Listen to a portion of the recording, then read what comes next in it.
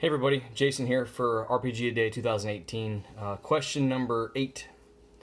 How can we get more people playing on our hobby, our games?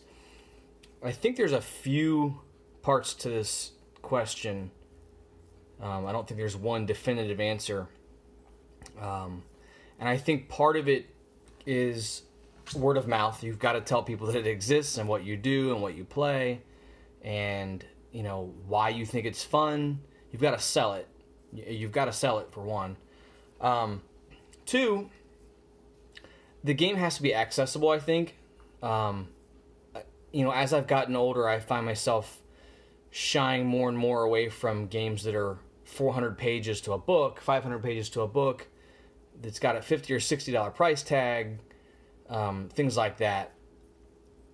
You know, a lot of OSR stuff is either free or dirt cheap, and that includes print versions, not just PDF. And a lot of it's got really, really, really high quality stuff in there as far as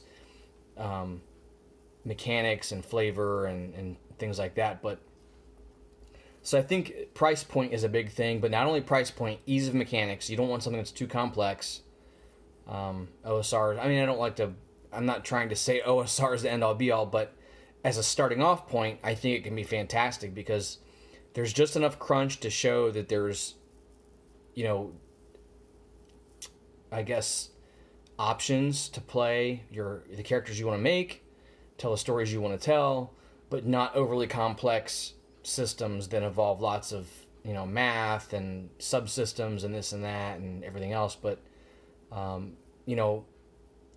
having being a new player and having a book that's 90 pages or 120 pages or whatever, and only needing to know part of it because part of it's for the game master or whatever, like a bestiary or a how to run the game as a GM and this and that, is a lot different than having a 400 or 500 page book that's got, combat takes up, 30 or 40 pages and character creation takes 4 hours and, there's, 100 pages of spells and, abilities and feats and this and that. I just think starting off easy and making it cheap, are 2 big selling points also.